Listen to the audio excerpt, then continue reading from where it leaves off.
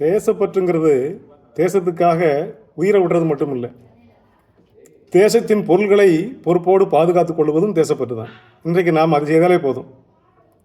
Italy நாட்டுக்கு போயிருந்த நண்பர் ஒருத்தர் சொன்னார் அங்கே நடந்த சம்பவத்தை. இத்தாலி நாட்டில் பஸ் இருக்குது பார்த்தீங்களா, பேருந்து எழுத்தாலயத்தில் சீட் போட்டிருப்பாங்க. ட்ரெயினில் இருக்குமில்ல அந்த காலத்தில், ட்ரெயினில் எழுத்தாலயத்தில் சீட் இருக்கும் பார்த்தீங்களா, அது மாதிரி தான் பஸ்ஸில் வந்து சீட்டு போட்டிருப்பாங்களாம்.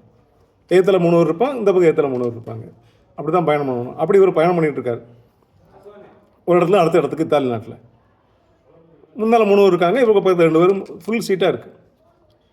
ஒரு இடத்துல ஒரு ஸ்டாப் வரும்போது அந்த முன்னால் இருந்த 3 பேர் 2 பேர் இறங்கிட்டாங்க. இப்போ வண்டி சும்மா தான் புறப்படுது. ஒரு ஆள் இருக்கார் எழுத்தால, இங்கே 3 பேர் இருக்காங்க. நம்ம ஆள் ஓரமாக உட்காந்துருக்காரு.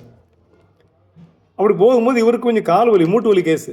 இந்த காலை கொஞ்சம் தூக்கி வச்சுட்டா வசதியாக இருக்கும்போது தோணிச்சு அவருக்கு. 2 காலையும் தூக்கி எழுத்தாளோட சீட்டில் அப்படி வச்சுட்டார். அதை பார்த்த அந்த இத்தாலி நாட்டுக்காரன் அங்கே இருந்துன்னு சொன்னால், தயவு செய்து உங்களுடைய கால்களை என் மடியில் வைத்துக் கொள்ளுங்கள். நகர்ந்து உட்காந்துட்டான் வசதியாக. உங்களை 2 கால்களை என் மடி மீது வைத்துக் கொள்ளுங்கள், வசதிப்படும் என்று சொன்னான். இவர் பதறி அடித்து என்னன்னு கேட்க, என் மடியில் வச்சுக்கிட்டிங்கன்னா என் மடி அழுக்காகும், என் உடை அழுக்காகும், நான் வீட்டில் போய் துவைச்சி போட்டுக்குவேன். இந்த நாட்டு பஸ்ஸு அழுக்காகாதீங்க.